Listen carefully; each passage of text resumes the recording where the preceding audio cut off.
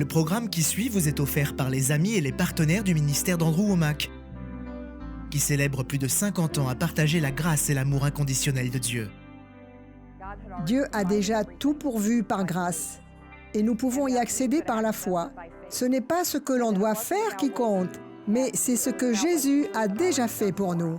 Bienvenue dans notre émission La vérité de l'Évangile avec Andrew Wommack, un ministère d'enseignement qui se concentre sur l'amour et la grâce inconditionnelle de Dieu. Et maintenant, place à Andrew pour un enseignement sur la parole de Dieu qui transforme les vies, à propos de la grâce, la puissance de l'Évangile. Bienvenue dans notre émission La vérité de l'Évangile. Aujourd'hui, je suis sur le point de terminer mon enseignement sur le livre aux Romains. Et vraiment, c'est extraordinaire. Ça m'a aidé. Je ne sais pas si vous avez été bénis, mais ça me bénit réellement de revenir sur ces vérités. Elles ont changé ma vie. C'est en réalité le fondement de ma révélation sur la grâce de Dieu, et j'en ai été transformé. Demain sera mon dernier jour à enseigner au travers de l'Épître aux Romains, et j'ai ce livre intitulé « La grâce, la puissance de l'Évangile ». Il est vraiment extra, donc n'hésitez pas à vous le procurer. Je sais que beaucoup d'entre vous ont suivi les émissions et vous vous demandez pourquoi, après avoir entendu l'enseignement, devrais-je aussi lire cet ouvrage ? Mais vous savez, c'est un message que l'on n'entend pas très souvent. Rares sont ceux qui prêchent la vraie grâce de Dieu. Et il vous faut y revenir. De plus, vous devez être capable de partager ces vérités avec d'autres. Ce serait super. Nous avons aussi un commentaire biblique relié intitulé « La vie pour aujourd'hui » qui couvre chaque verset du livre aux Romains. Nous avons ce guide d'études qui a été conçu pour que vous puissiez enseigner vous-même ces vérités à d'autres personnes. Et nous avons également des CD et DVD mis à jour grâce à ces nouvelles émissions télévisées. Et je crois que tout cela serait une bénédiction pour vous. Je pense en réalité que certaines des choses que j'ai enseignées au cours de cette série, je les ai mieux expliquées que par le passé. Alors ce sont de nouvelles ressources mises à jour. Demain sera la dernière fois que je présenterai toutes ces ressources à la télévision et je vous encourage à vous les procurer. Nous sommes maintenant arrivés dans Romains chapitre 8 au verset 31 et il est dit dans Romains 8, 31 « Que dirons-nous donc de plus? Si Dieu est pour nous, qui sera contre nous ?» La vérité, c'est qu'il y a beaucoup de gens contre nous. D'ailleurs, Paul a dit dans 2 Timothée chapitre 3, verset 12, « Du reste, tous ceux qui veulent vivre avec piété en Jésus-Christ seront persécutés. » Jésus a dit « Malheur lorsque tous les hommes diront du bien de vous, car c'est de la même manière que leurs ancêtres traitaient les prétendus prophètes. » Donc oui, les gens peuvent être contre nous, mais ce que cela signifie, c'est qui peut être contre nous et réussir à nous arrêter. Réalisez que Dieu est pour nous. J'aimerais avoir le temps de mettre tout cela dans son contexte, mais tout le livre aux Romains montre que Dieu est bon et qu'il nous aime parce qu'il est amour, non parce que nous sommes aimables. C'est à cause de qui nous sommes dans l'esprit que nous avons accès à une relation avec Dieu. Nos performances n'ont rien à voir avec cela. C'est de cela dont il s'agit, et si vous l'avez compris, il n'y a maintenant absolument aucune condamnation envers vous. Et par conséquent, puisque Dieu est de notre côté, qui peut réussir à nous arrêter? Oui, les gens viendront contre nous, mais ils ne réussiront pas dans leur démarche. Même dans cette vie, si parfois il semble que le mal est en train de l'emporter, je vous le garantis, il vient un temps où nous nous tiendrons devant Dieu et où Dieu va réparer chaque erreur, chaque injustice. Tous ces gens qui ont blasphémé contre Dieu, qui ont fait des défilés se vantant de choses qui sont une abomination aux yeux de Dieu, leur bouche va être fermée. Ils plieront les genoux devant Dieu. Et vous savez quoi? Les justes resplendiront comme le soleil. Je vous le garantis, Dieu est pour nous et nous sommes des vainqueurs. Nous sommes en train de gagner. Nous pouvons être des vainqueurs dans cette vie dans une très large mesure. Mais dans un monde déchu, nous ne verrons jamais les choses parfaitement. Mais vient un temps où Dieu va remplacer cette terre. Il va y avoir un nouveau ciel et une nouvelle terre. Il va remettre les choses en place. Et je vous garantis, vous êtes vainqueurs. Amen. Saviez-vous que vous étiez un gagnant dès votre conception? Il y avait des millions de frères et sœurs qui se battaient pour arriver en premier à l'ovule de votre mère. Et c'est vous qui avez gagné. Vous êtes un vainqueur, amen, dès la conception. Dieu vous a créé pour être un vainqueur. Et si Dieu est pour nous, qui sera contre nous? Il est dit au verset suivant, « Lui qui n'a pas épargné son propre Fils, parlant de Dieu, mais l'a donné pour nous tous, comment ne nous accorderait-il pas aussi tout avec lui? Encore une fois, l'Église dans son ensemble, pas tout le monde, mais une grande partie de l'Église enseigne que Dieu ne nous donne pas librement toute chose, que vous devez le mériter. Vous devez être saint, vous devez vous qualifier. Mais la bonne nouvelle de l'Évangile, ce qui a été prêché ici dans le livre aux Romains, c'est qu'il nous donne librement toute chose. Il vous suffit de le croire. Si vous pouvez croire, faire preuve d'humilité et le recevoir, alors vous l'obtiendrez. Non pas parce que vous l'avez mérité, mais parce que Dieu est bon. Vous savez, quelqu'un vient de me donner un véhicule tout neuf. Et les gens me disent « Oh, vous le méritez ». Mais non, je ne le mérite pas. Mais vous savez quoi? J'ai appris à le recevoir. Je fais preuve d'humilité. Je ne me suis pas assis là en disant « Oh, je n'en suis pas digne, s'il vous plaît, ne me le donnez pas. Je ne peux pas l'accepter. » Non, j'ai fait preuve d'humilité et je l'ai accepté. Je l'ai reçu non parce que je le mérite, c'est un cadeau. Ce n'est pas parce que je suis quelqu'un de spécial, mais c'est parce que la personne qui me l'a donné est spéciale. Et voilà comment les choses fonctionnent avec Dieu. Dieu est bon. Et Dieu le Père, s'il nous a assez aimés, Romains chapitre 5, verset 8, qu'il a prouvé son amour envers nous, alors que nous étions encore des pécheurs, Christ est mort pour nous. Alors à combien plus forte raison nous aime-t-il maintenant que nous sommes nés de nouveau? Laissez-moi le dire autrement. Si Dieu vous a pardonné vos péchés, et que certains d'entre vous vivaient une vie de rébellion totale, d'immoralité sexuelle, peut-être étiez-vous alcoolique, drogué ou rempli de haine, d'amertume, qui sait, peu importe. Vous faisiez toutes ces choses terribles, et pourtant vous avez reçu le plus grand cadeau que vous ne recevrez jamais, qui est le pardon de vos péchés. S'il vous aimait pendant que vous viviez dans ce péché, combien plus vous aime-t-il maintenant? Et combien plus facile cela devrait-il être pour vous d'être guéri? La guérison est loin d'être aussi importante que votre salut éternel. La guérison n'est rien en comparaison. Si Dieu peut faire la chose la plus grande, il peut faire les plus petites. S'il a prouvé son amour envers vous, alors que vous viviez encore dans le péché, à combien plus forte raison, maintenant que vous êtes chrétien, maintenant que vous êtes né de nouveau, et oui, vous continuez à faire des erreurs, mais à combien plus forte raison vous aime-t-il et vous donnera-t-il tout librement? C'est une vérité puissante que la plupart des chrétiens n'ont pas encore pleinement réalisée. Il est dit, qui accusera ce que Dieu a choisi? C'est Dieu qui les déclare justes. À nouveau, des gens viendront contre les chrétiens et diront toutes sortes de choses méchantes. Mais dans la cour du ciel, que restera-t-il? Toutes les accusations des gens contre vous? Ce que le diable a à dire? Non, je vous garantis qu'un jour viendra où tout sera rétabli et où toutes ces choses dites à votre encontre n'auront aucune validité. C'est extraordinaire. Qui accusera ce que Dieu a choisi? C'est Dieu qui les déclare justes. La seule personne qui aurait le droit de vous condamner est Dieu. Et il est dit dans Romains 8:1 qu'il n'y a donc maintenant aucune condamnation pour ceux qui sont en Jésus-Christ. Et ainsi, Dieu, qui est le seul qui soit vraiment qualifié pour nous juger et nous condamner, ne le fera pas. Il est de notre côté. Donc personne ne peut nous condamner. C'est vraiment fantastique. Verset 34, qui les condamnera? Jésus-Christ est mort, bien plus, il est ressuscité. Il est à la droite de Dieu et il intercède pour nous. Encore une fois, ce verset contient tellement de vérités que nous pourrions y consacrer beaucoup plus de temps. Mais le seul qui soit vraiment qualifié pour nous condamner et nous rendre inaptes à l'usage, c'est Jésus.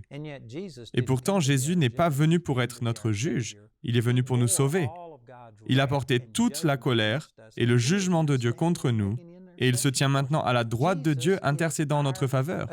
Jésus est notre avocat. C'est comme s'il était notre avocat de la défense. Il ne va pas nous poursuivre en justice puisqu'il est de notre côté. C'est notre avocat de la défense. C'est vraiment remarquable ce qui est dit ici. C'est lui qui intercède pour nous. Il est toujours vivant pour intercéder en notre faveur. Nous avons Jésus qui intercède pour nous. Je vous le répète, nous pourrions passer du temps à développer chacun de ces versets. Ce sont des vérités profondes. Au verset 35, qui nous séparera de l'amour de Christ? Serait-ce la détresse, l'angoisse, la persécution, la faim, le dénuement, le danger ou l'épée?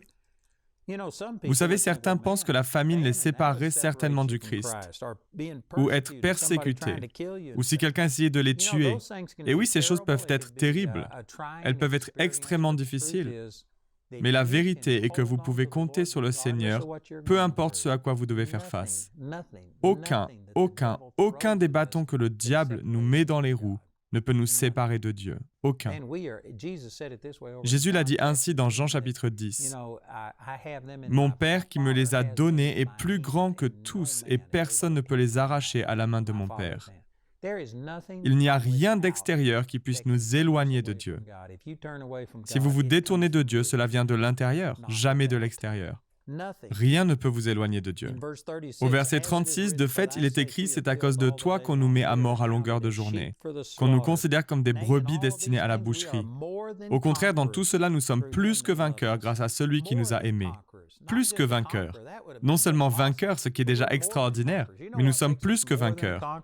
Savez-vous ce qui fait de nous plus que des vainqueurs? Le fait que nous n'ayons pas à vaincre. Jésus a conquis pour nous et nous donne ensuite tout le butin. J'ai entendu un homme l'illustrer ainsi.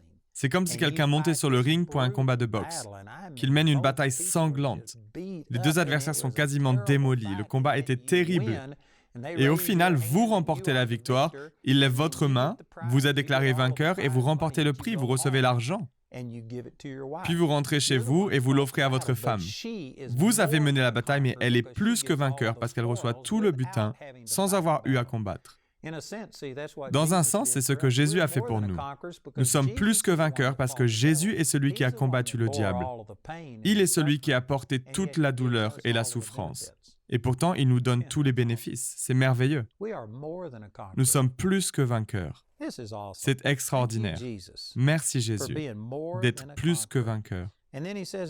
Puis il dit au verset 38, « En effet, j'ai l'assurance que ni la mort, ni la vie, ni les anges, ni les dominations, ni le présent, ni l'avenir, ni les puissances. » Vous savez, cela couvre à peu près tout. Tout ce qui est dans notre présent, tout ce qui est à venir, quelle que soit sa hauteur, quelle que soit sa profondeur, que ce soit une domination ou un démon, quoi que ce soit. Et ça continue en disant ni la hauteur, ni la profondeur, ni aucune autre créature ne pourra nous séparer de l'amour de Dieu manifesté en Jésus-Christ, notre Seigneur. Voilà ce qu'on peut appeler une forte assurance. Vous savez, il y a tellement de gens que j'ai rencontrés, des chrétiens qui n'ont aucune sécurité. Ils n'ont aucune confiance ou assurance qu'ils iront avec le Seigneur. D'ailleurs, des personnes ont partagé leur témoignage dans mon émission il y a un mois environ. Ils étaient sortis d'une secte et ils n'étaient même pas nés de nouveau. Ils croyaient en Dieu, mais pas en Jésus. Mais l'une des choses est qu'ils n'ont jamais cru qu'ils avaient été mis en règle avec Dieu. Ils espéraient qu'un jour, quand ils mourraient, Dieu les accepterait. Mais ils vivaient dans la crainte constante de perdre leur salut, parce qu'ils n'étaient jamais assez saints ou ce genre de choses. Et c'est triste à dire, mais il y a une grande partie de la chrétienté qui ne comprend pas cela, que ni la hauteur, ni la profondeur, ni la longueur ou la largeur, la persécution, la famine, le dénuement, l'épée, les principautés démoniaques, rien ne peut nous séparer de l'amour de Dieu, qui est en Jésus-Christ. Et il y a des gens qui ne croient pas cela. Ils vivent dans une crainte constante. Et vous savez pourquoi? Parce qu'ils ont toujours la mentalité de la loi. Ils pensent que leurs performances sont ce qui leur donne accès à une relation avec Dieu. Mais nos performances ne sont pas constantes. Nous sommes parfois au top et d'autres fois au fond du trou, comme un yo-yo. Parfois nous sommes passionnés, nous servons Dieu, d'autres fois nous devenons charnels et nous commettons des erreurs. Et si vous pensez que Dieu base sa relation avec vous sur vos performances, vous n'aurez jamais cette assurance décrite ici. Vous savez pourquoi? Parce que vous basez votre relation avec Dieu sur vous-même et vous n'êtes pas le même hier, aujourd'hui et pour toujours. Vous fluctuez. Et donc par conséquent, votre niveau de confiance fluctuera en fonction de vos performances. Mais la Bible dit dans Hébreux chapitre 13 que Jésus est le même hier, aujourd'hui et pour toujours. Si votre foi est en Jésus et en ce qu'il a fait, alors elle est établie. C'est une loi, elle ne fluctue pas. Et vous pouvez avoir l'assurance d'être en règle avec Dieu grâce à ce que Jésus a fait. Et Jésus est le même hier, aujourd'hui et pour toujours. Donc ma justice aux yeux de Dieu est la même hier, aujourd'hui et pour toujours. Rien ne me séparera de l'amour de Dieu. Et je vous le dis, cela procure une grande sécurité. Il y a des gens qui regardent cette émission en ce moment même. Et vous ne possédez pas cette assurance. Pourtant, je lis des passages qui viennent directement de la Bible, mais malgré cela, vous annulez la parole de Dieu par vos traditions. Vous pensez, mais ce n'est pas ce qu'on m'a enseigné, alors ce qu'on vous a enseigné est faux. Je dis cela en me basant seulement sur la parole de Dieu. Laissez-moi lire ce passage à nouveau. J'ai l'assurance. Donc c'est une chose pour Paul de posséder cette assurance, mais la possédez-vous. J'essaie de vous persuader maintenant de croire en la parole de Dieu et de vous en tenir à ce qu'elle dit, au lieu de vous en remettre à ce qu'une organisation religieuse vous a enseigné. C'est clair, voilà ce que Paul a dit. En effet, j'ai l'assurance que ni la mort, ni la vie, ni les anges, ni les dominations, ni le présent, ni l'avenir, ni les puissances, ni la hauteur, ni la profondeur, ni aucune autre créature ne pourra nous séparer de l'amour de Dieu manifesté en Jésus-Christ notre Seigneur. Point à la ligne. La phrase est terminée. Il n'y a rien à redire. Et c'est ce que la Bible enseigne. Si ce n'est pas ce que vous ressentez ou ce que vous avez appris, alors ce qu'on vous a enseigné est erroné. Ce sont des affirmations audacieuses, mais c'est exactement ce que la parole de Dieu enseigne. C'est vraiment puissant. Et vraiment, j'aimerais passer au chapitre 10. Donc j'ai encore à peu près 40 versets à couvrir entre le reste de l'émission d'aujourd'hui et celle de demain. Je ne vais pas pouvoir tout couvrir, mais laissez-moi résumer le chapitre 9.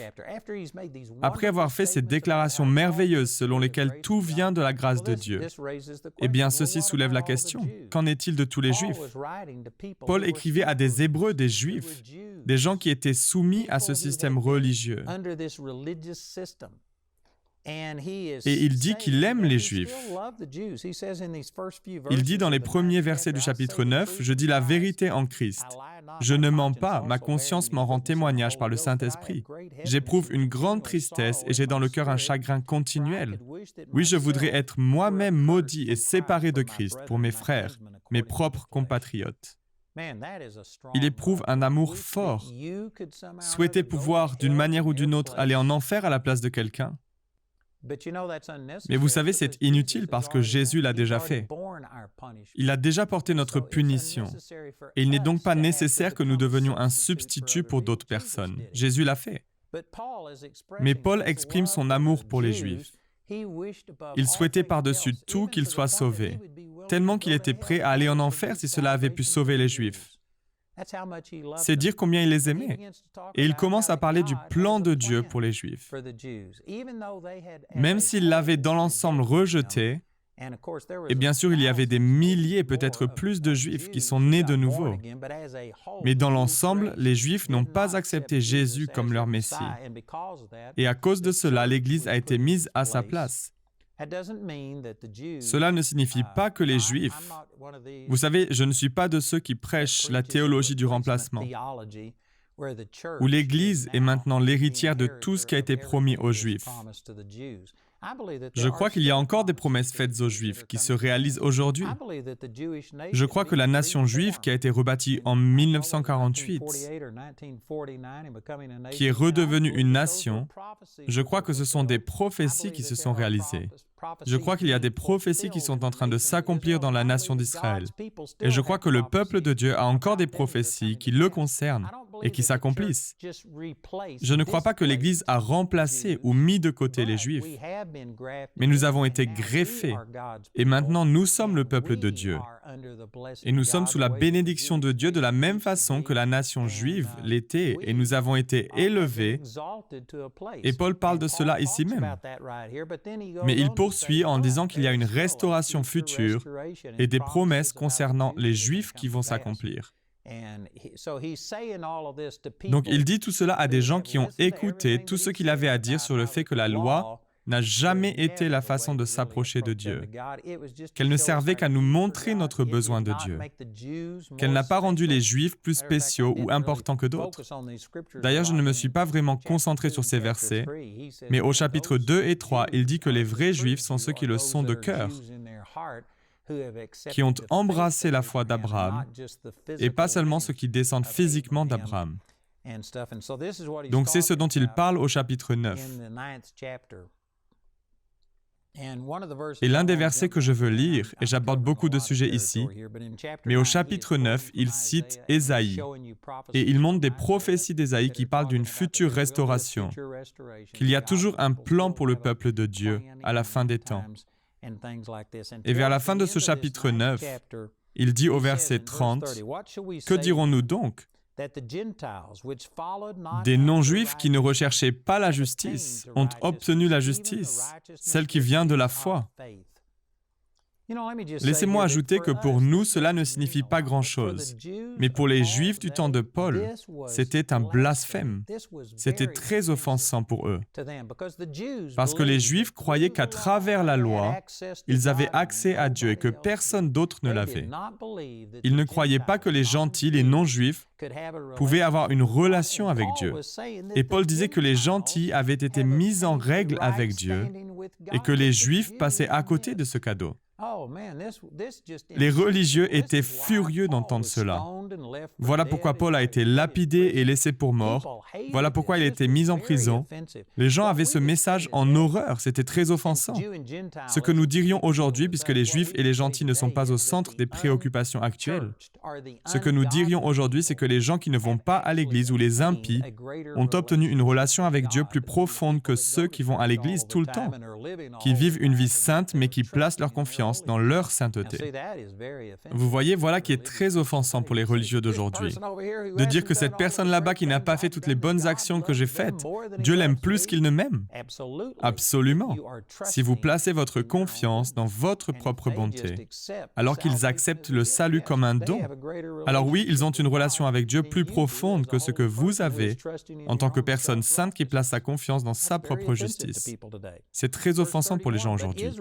Au verset 31, tandis qu'Israël qui cherchait une loi de justice n'est pas parvenu à cette loi. Pourquoi? Pourquoi? Parce qu'Israël l'a cherchée non par la foi, mais par les œuvres de la loi. Ils se sont heurtés à la pierre qui fait obstacle. Comme il est écrit, je mets dans Sion une pierre qui fait obstacle, un rocher propre à faire trébucher. Mais celui qui croit en lui ne sera pas couvert de honte. Donc il demande pourquoi les Juifs ne sont-ils pas parvenus à obtenir la justice de Dieu alors que les peuples non religieux y sont parvenus? Parce que les Juifs ont cherché à y parvenir par la loi. Ils ont essayé d'être à la hauteur des standards et d'accomplir tous les commandements, sans comprendre que la loi n'a pas été donnée pour que vous la respectiez, mais elle a été donnée pour vous montrer à quel point vous étiez incapable de la respecter, afin que vous vous éloigniez de votre propre justice et que vous fassiez appel à la miséricorde de Dieu.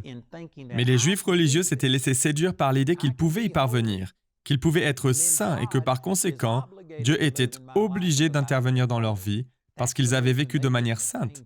C'est la raison pour laquelle ils ne l'ont pas obtenu et la raison pour laquelle les non-juifs, les gens non religieux ont reçu cette justice. C'est parce qu'après avoir entendu Paul prêcher l'Évangile, la nouvelle presque trop bonne pour être vraie que Dieu vous aime, simplement parce qu'il est amour et non parce que vous êtes aimable, ils l'ont accepté et ils ont été mis en règle avec Dieu, alors que certaines personnes saintes ne l'ont pas été. Savez-vous que les gens qui ont vécu une vie excellente en comparaison à d'autres sont parmi les plus difficiles à atteindre et à convaincre qu'ils doivent mettre leur foi en Jésus, parce qu'ils pensent qu'ils sont si bons qu'ils n'ont pas besoin du même degré d'aide que l'ivrogne, que la prostituée ou que l'homosexuel. Mais la vérité, c'est que nous avons tous besoin de la grâce de Dieu. Personne ne peut se tenir devant Dieu. Penser que l'on est déclaré juste sur la base de ses propres œuvres est pire que l'homosexualité, le meurtre ou l'adultère. Le programme d'aujourd'hui fait partie de la série La Grâce, la puissance de l'Évangile. Nous espérons que ce message vous a béni. Notre ligne téléphonique est ouverte aux heures indiquées à l'écran. Appelez-nous si vous avez des questions sur ce programme, si vous avez besoin de prière ou si vous désirez commander l'un de nos enseignements. Vous pouvez nous contacter au numéro qui s'affiche à l'écran. Ce programme a été rendu possible grâce au soutien financier de nos partenaires. Si vous souhaitez devenir partenaire, vous pouvez le faire en appelant ces mêmes numéros. Nous vous proposons un livre sur le même sujet que l'émission d'aujourd'hui, intitulé « La grâce, la puissance de l'Évangile », que vous pouvez vous procurer pour 12 €. Les 30 émissions de cette série sont disponibles en DVD pour 22 €. Vous pouvez également vous les procurer en CD pour la somme de 15 €. Si vous commandez les deux formats, CD et DVD de manière simultanée, le prix de l'ensemble est de seulement 30 €. Vous pouvez aussi opter pour les fichiers audio MP3 et vidéo MP4 sur clé USB, toujours pour 30 €. Le guide d'études est pour l'instant seulement disponible en anglais. Il inclut le contenu du livre ainsi que des questions en rapport avec chaque sujet abordé afin de l'étudier seul ou en groupe. Pour tous nos téléspectateurs qui se trouvent en dehors de l'Europe, tous les produits que nous vous présentons sont disponibles dans nos bureaux situés dans votre région. Vous pouvez les contacter grâce aux coordonnées qui s'affichent sur votre écran afin d'en connaître le prix dans votre monnaie locale. Andrew a à cœur que chacun puisse écouter ou regarder ce programme à sa convenance et puisse le partager avec d'autres. Si vous ne pouvez pas vous permettre d'acheter les CD ou DVD, nous vous enverrons un lien afin de télécharger gratuitement l'enseignement de cette semaine en version audio MP3. Notez que vous ne pouvez profiter de cette offre qu'en appelant notre ligne téléphonique. Vous pouvez nous appeler dès maintenant au numéro qui s'affiche à l'écran. Nous nous ferons un plaisir de répondre à vos questions, de prier avec vous ou de vous aider à commander l'un de nos enseignements. Notre ligne est ouverte durant les heures inscrites à l'écran. Nos opérateurs téléphoniques répondront en français ou en anglais selon les informations qui se trouvent sur cette annonce. Toutes les ressources d'Andrew en français se trouvent dans les boutiques en ligne des sites internet de nos bureaux affichés à l'écran. Vous pouvez également nous joindre par email en français et en anglais aux adresses qui s'affichent sur votre écran. Nous avons hâte d'avoir de vos nouvelles. La prochaine fois dans la vérité de l'Évangile. En d'autres termes, vous ne pouvez pas placer votre confiance dans votre propre justice et dans la justice qui s'obtient par la foi en même temps. C'est l'un ou l'autre. Quand il s'agit d'entrer en relation avec les hommes, vous ne pouvez pas vous contenter de la justice de la foi. Vous ne pouvez pas simplement dire « Eh bien, Dieu m'aime malgré ce que je fais ».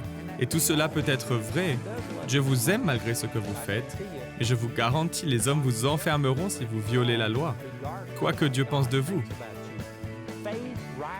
La justice de la foi ne vous aide pas quand vous commettez des actes d'injustice envers les hommes. Vous avez besoin de maintenir votre propre justice. Mais d'autre part, quand il s'agit de se rapporter à Dieu, votre justice des œuvres est inutile. Dieu n'entre pas en relation avec vous sur la base de votre bonté. La relation qu'il a avec vous est basée sur ce que Jésus a fait et la seule chose que vous pouvez y apporter est votre foi. Il est dit dans Romains chapitre 5 verset 2 que nous avons accès par la foi à cette grâce dans laquelle nous tenons ferme. Donc vous voyez, la foi est la seule chose que nous pouvons apporter à cette relation, non nos bonnes œuvres ou nos bonnes actions. Votre propre justice ne vous aide pas avec Dieu. Et c'est ce qu'il est dit ici, si vous essayez d'établir votre propre justice, une justice basée sur les œuvres, une justice personnelle, alors vous n'êtes pas soumis à la justice qui vient de Dieu par la foi. C'est soit l'un, soit l'autre. Vous ne pouvez pas dire « Eh bien, je vais mener une existence aussi juste que possible et Jésus, je te demande de combler ce qui manque. » Permettez-moi de lire un passage. Je n'ai pas le temps d'enseigner ces versets en profondeur, mais je vais lire Romains chapitre 11, verset 6, où il est dit « Or, si c'est par grâce, ce n'est plus par les œuvres. Autrement, la grâce n'est plus une grâce. Et si c'est par les œuvres, ce n'est plus une grâce. Autrement, l'œuvre n'est plus une œuvre. » C'est très verbeux dans certaines versions, mais tout ce que cela signifie, c'est que c'est soit l'un, soit l'autre. C'est soit vos œuvres, vos performances, soit la grâce de Dieu. Et ça ne peut pas être un mélange des deux. Si vous mélangez les œuvres avec la grâce, alors la grâce n'est plus la grâce.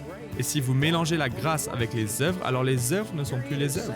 Vous êtes soit sauvés par votre bonté, soit par la grâce de Dieu. Et je peux vous garantir qu'il n'y a pas une seule personne qui soit sauvée par sa bonté. Il faut que ce soit totalement la grâce de Dieu. Rejoignez-nous prochainement pour plus de la vérité de l'Évangile.